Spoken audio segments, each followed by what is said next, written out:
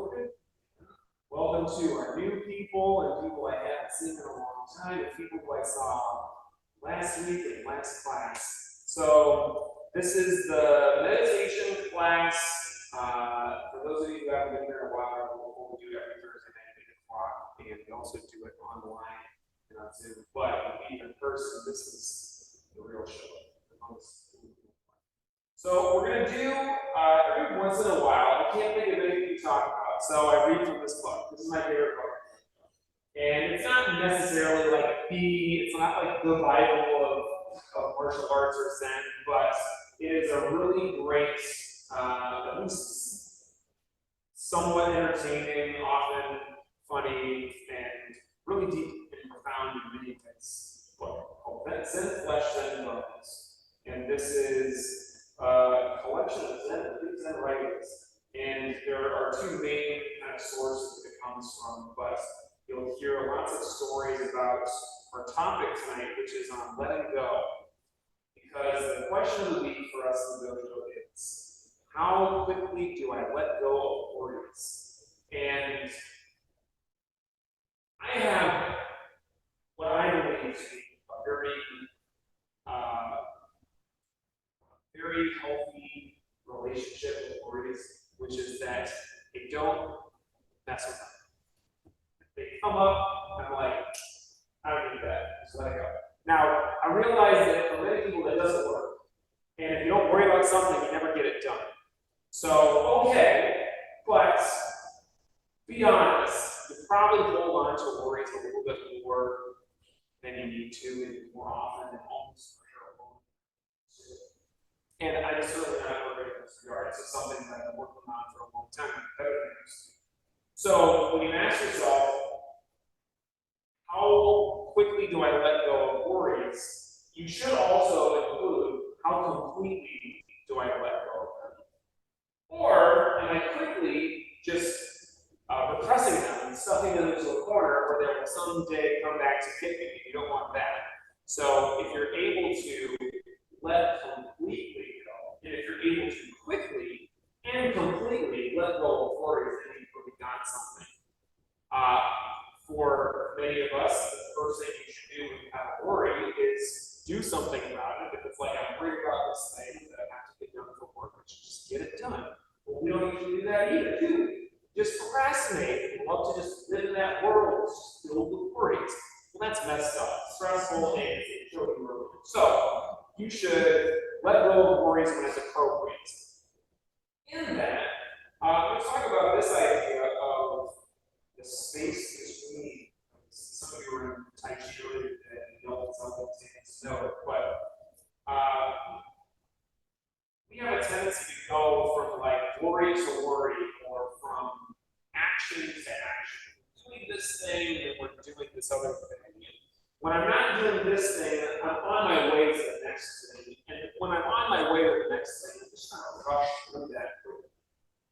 But that space between action and that space between worries is when life is happening. And literally, if you were to graph out time you're spending in life, the vast majority of it is between things that you think of as the things that are life and things that are happening.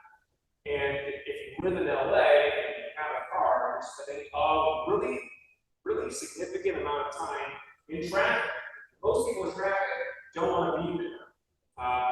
You're trying to fill that time with some kind of distraction. You're listening to a podcast.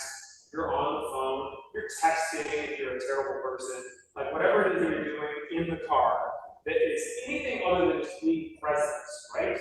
But look, can you imagine a world where everybody was actually present while they were driving? They would be so much better at driving. There would be so much less traffic. We actually get to the place that we're trying to get to more quickly, more safely, but until then, you can actually learn to appreciate those moments in between traffic. I heard this great thing somebody wrote this once, I forget, this Zen nun said, she's sitting in traffic and she likes to imagine the great lights or the car in front of her are like Buddha's eyes that are eyes are being present in traffic. Buddha's there staring at you Smile. So the space between, if we're able to let go, then we're able to appreciate what's happening now. And this morning I brought up this idea of looking at a clock. I think our clock has a second hand ticks. It does. Okay. You need to find a clock with a second hand that ticks. And do this experiment. You can pay attention to the ticking, and you can pay attention to the space between the ticks. And you'll notice that if you're paying attention to the ticking, the space between the ticks seems to be very short, and the tick itself is the thing that you are aware of. But if you pay attention to the space between, that actually will make it seem to elongate at a time. You're more present and aware in that moment. And that can happen, of course, if it can happen second by second basis, it can happen all day long for whatever you're choosing to be present. So, in class, we have a tendency to focus on like the tension, the moment of tension, strike or throw or grappling technique, but really more of the time by far is spent in that time in between. So when you dig into the moments between tension, then you can better relax. I have a lot of students who ask lately about, I get tense in class and I just stay tense, and what do I do about that? Well, it's because your focus is on the tension. And instead, you want to focus on the space in between strikes, the space in between the actions. You're focusing on the act of relaxing. And this is something that our meditation practice helps us to dig into those moments in between and just kind of automatically see how that relaxed state. A way of letting go of the tension or letting go of worry is to focus on what's happening now. That's what meditation is, when we're focusing on this present moment, this breath. And when we get stuck in a thought, we have attachment sometimes, we're letting that go. We're not trying to force it away. So much of our practice feel like we're trying to force things, and a forced meditation doesn't feel great. When you just let go by focusing on the breath, then it's a natural kind of seamless flowing feel. So you're constantly going to be recognizing thought and letting it go by going. So these are stories about letting go. First one's one of my favorites. I read this almost every time I go. It's called The Moon Cannot Be Stolen. Please forgive me, I will butcher every single name. Ryokan, the Zen master, lived the simplest kind of life in a little hut at the foot of a mountain. One evening, a thief visited the hut, only to discover there was nothing in it to steal. Ryokan returned and caught. You may have come a long way to visit me, he told the prowler, and you should not return empty-handed. Please take my clothes as a gift. The thief was bewildered, took the clothes and slunk away. Ryokan sat naked, watching the poor fellow he used. I wish I could live for this beautiful woman. So, this is already somebody who's practiced letting go. He didn't have anything except the clothes on his back, and just like that, he's like,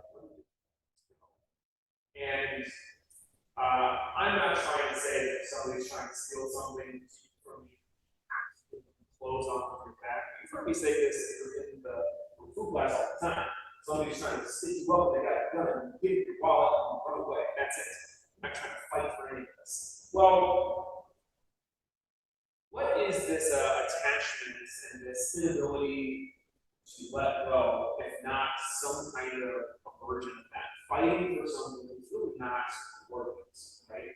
Now, some things are worth fighting for. Maybe not physically, but emotionally, that's great. But when you're literally just fighting to hold on to this worry, this thing that is not really worth it, just let it go. Part of the problem is our worries seem like us, but this is the most important part of it. Stuff that worry about. Consider that that's not true. The next one is called Money Code. I also read this one every single time. Tenzin and Aikido were once traveling rain was still falling. You guys know what it's like. We just had our once in a million rain falling. Coming around the bend, they met a lovely girl in a silk kimono and sash, unable to cross the intersection. Come on, girl, said Tenzin at once, lifting her in his arms and carried her over the mud. Akido did not speak again until that night, when they had reached lodging. He no longer could restrain himself. We monks don't go near females, he told Tenzin, especially not young and lovely ones. It is dangerous. Why did you do that? I left the girl there, said Tenzin. Are you still carrying her? And I remember years ago, I told this story. We were doing one of our first retreats, and it had rained right before, and everything was muddy, and we were literally like just hopping around and getting like inches of mud on our boots. And it reminded me of the story. But this is that like we carry things physically, and sometimes you have to physically like shake off, like bang your shoe up against something, get rid of the mud. Sometimes you need to like have a physical letting go of something. And oftentimes it's kind of both. We're carrying something mentally and physically. We feel restraint and stress. There is a physical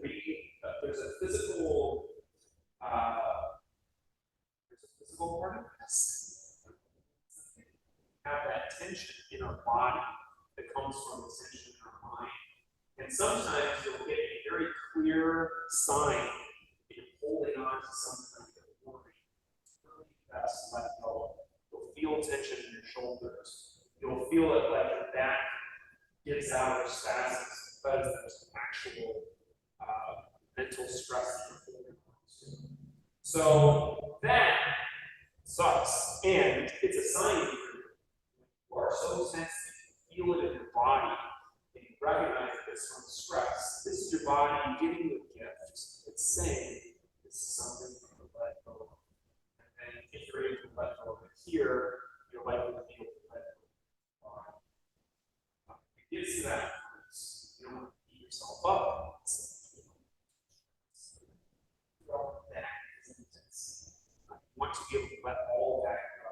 It's a happy thing. Recognize it and let it go. Swims all. Sound of one. Watch this story. The master of Ken Temple was Ogurai, silent. He had a little protege named Toyo, who was only 12 years old. Toyo saw the older disciples visit the master's room each morning and evening to receive instruction and sanzen, or personal guidance, in which they were given koans to stop mind wandering. Some of you have heard the idea of koan before. It's a sensitive, and you'll get the sense of it here, but it's basically, it serves the purpose of helping you to just infuse your mind into a state of relaxation. So the most famous and koan is one of the story. Toyo wished to do sanzen also. Wait a while, said Ogurai. You're too young. But the child insisted, so the teacher finally consented. In the evening, little Toyo went to the proper time to refresh the sanzen, struck the gong to announce his presence, bowed respectfully 3 times outside the door, and went to sit before the master in respectful silence. You can hear the sound of 2 hands when they clap together, said Ogurai. Now, show me the sound of 1 hand. Watch The Simpsons. The Zen master Barks said this is the answer to this riddle. Not the answer to the riddle. So Toyo bowed and went to his room to consider this problem. From his window, he could hear the music of the geishas on my habits in Brooklyn. The next evening, when his teacher asked him to illustrate the sound of 1 hand, Toyo began to play the music of the geishas. No, said Ogurai. That is not the sound of 1 hand. Not it at all. Thinking that such music might interrupt, Toyo moved his abode to a quiet place. He meditated again. What can the sound of 1 hand be? Happens to hear some water dripping. A let's imagine Toyo. When he next appeared before his teacher, Toyo imitated dripping water. I guess this thing.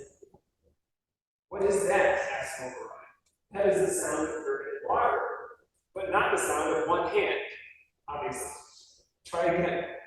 In vain, Toyo meditated to hear the sound of one hand.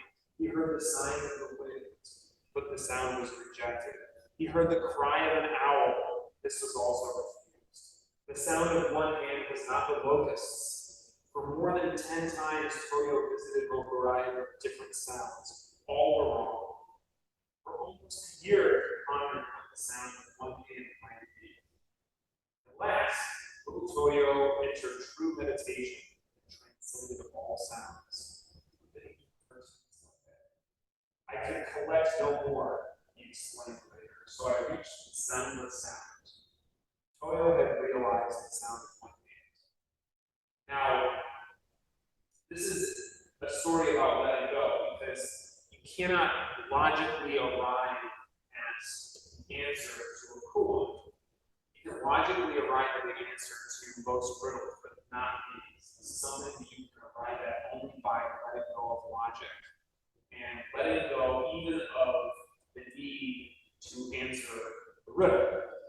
And so much of our practice is based on this, right? The harder we try to grasp something, the more it slips through our fingers. And that's true of our physical practice and our meditation. The harder you try to get meditation, it's like, I'm going to get enlightened now, the less likely it's going to happen. It's only going to happen by letting go. And so Toyo is in this logical place, trying to hear sounds and think like, well, that's not good, well, that's not good, and cannot try to Zen masters and kept rejecting the sounds. I'll tell you a story about me and this koan. My sister gave me this koan, and I read this book, and I answered, and I was like, the answer is the sound of the sound. And Stephen Brown said, well, how did you get that? And I said, well, I read Zen Flesh, Zen Rose, and he said, that's not the answer. The answer is going to be different for different people. So the next time somebody asks you this koan, it's not the sound of the sound. I got it by reading the story by listening to it. It's some version of the sound of the sound, but it only got at through meditation and letting go. So, the what? The next one is no water, no moon. Related to the first one. When the nun Chiyono let me start this.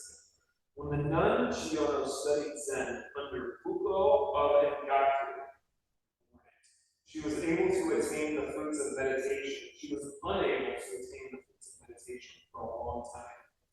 At last, one moonlit night, she was carrying water in an old pail bound with bamboo. The bamboo broke, and the bottom fell out of the pail.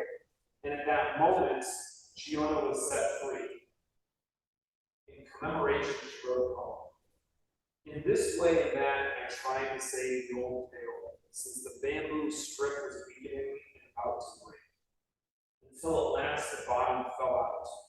No more water in the pail. No more moon in the water. So this is clearly a story of letting go. The pail let go. The water was gone, so was the moon. So the moon can mean different things in Zen. It's a pretty common illustration of a few different things. It can mean like the mind, the ego, mind, the small self, and it could also mean that the water is kind of the small self. The vessel, when it's lets go finally, it's what meditation can feel like. This is what a moment of enlightenment, a satori can feel like, is where what you think of as use kind of falls away. And there's nothing there. You can't force that to happen. You can imagine if this nun was carrying this water and she saw the moon and she's like, let me get rid of the moon by like letting the bottom of the pail. It would be a very different experience from it just fell away. 1 second, there the water has gone. And it's like an accident when it happens.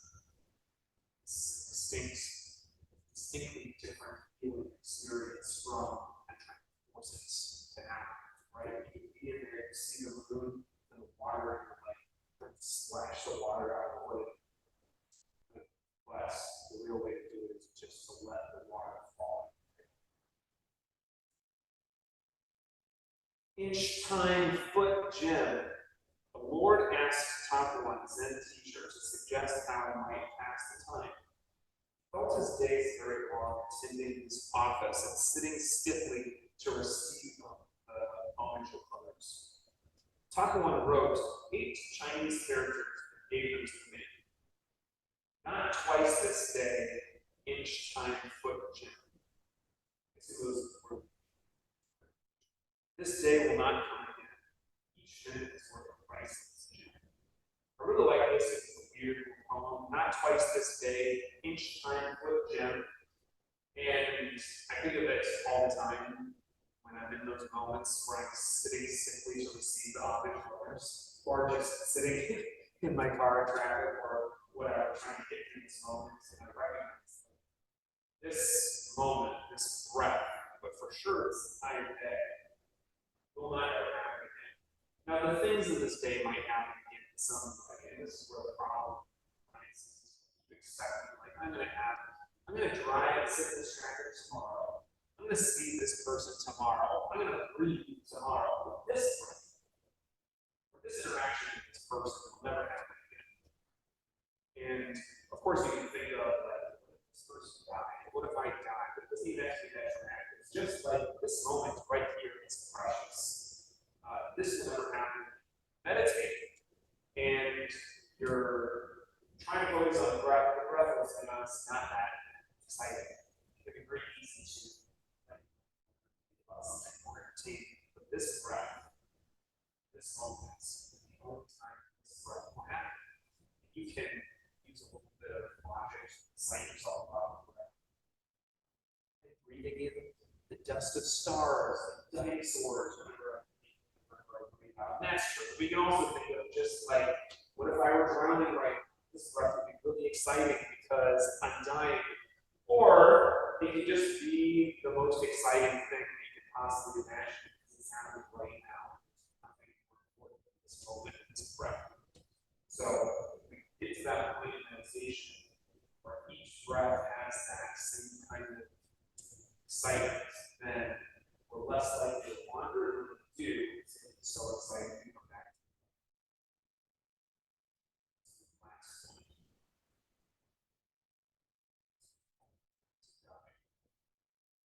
EQ, the Zen master, was very clever, even as a boy. His teacher had a precious teacup, or rare antique. EQ happened to break this cup and was greatly perplexed. Hearing the footsteps of his teacher, he held the pieces of the cup behind him. When the master appeared, EQ asked, why do people have to die? This is natural, explained the old man. Everything has to die, and it has just so long to live. EQ, producing the shattered cup, added, it was time for your cup to die. And I love that story, and it's a fun, clever little thing, and yet it's also very true. Everything has its time. Everyone has its time. And this became very present for me with my mom's passing. And I was very much present to this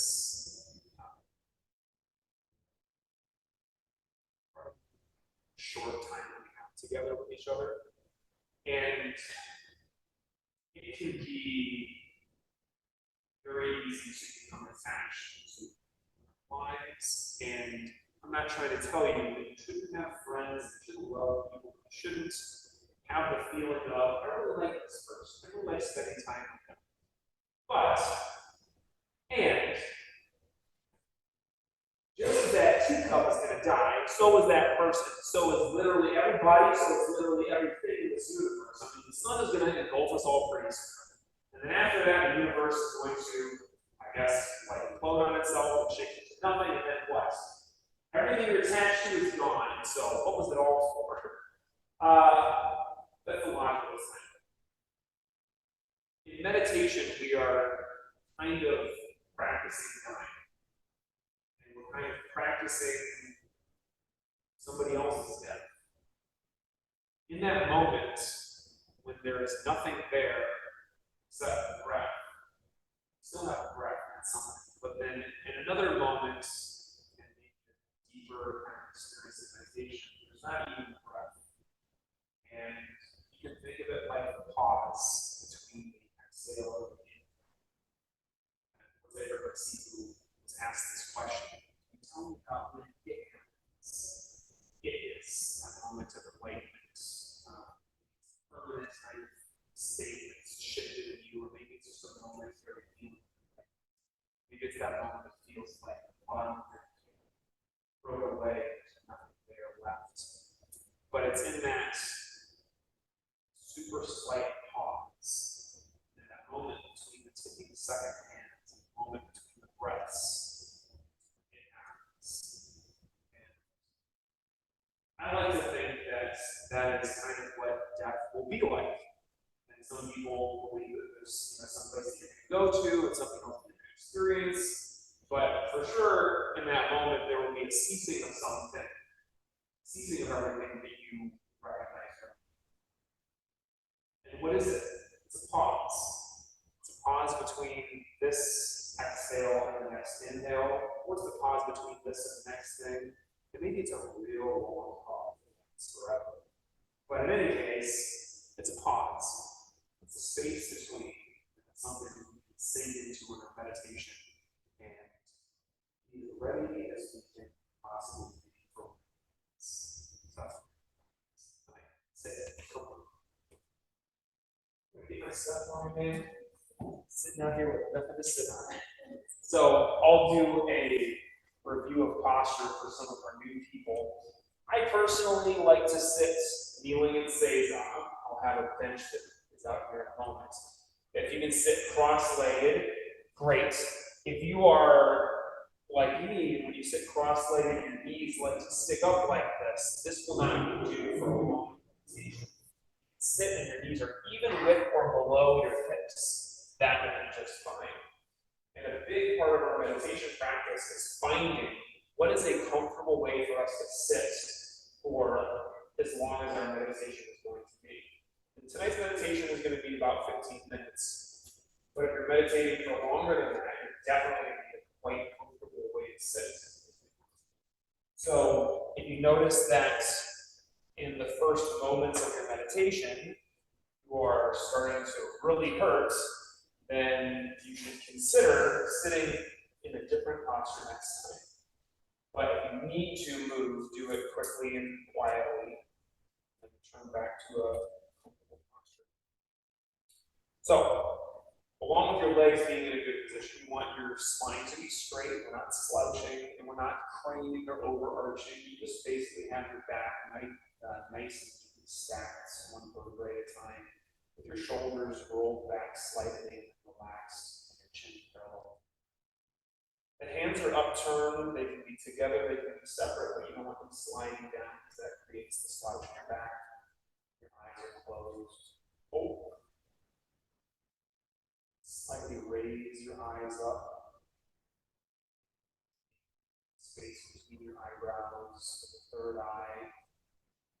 You have a hard time getting that position with the eyes without a distance in a place that's above your head.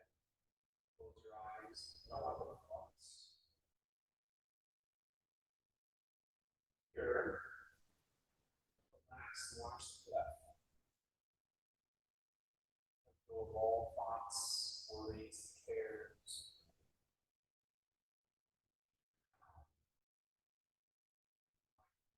Bring it back to the breath. Catch that time between exhale and the be attached to it, get stuck on it, dive into it. Anytime, just dive fully into the breath. It's the word of your consciousness. Let go, everyone else is there. Have a particularly persistent thoughts, something that keeps coming back, it's hard to let go of. Just label it.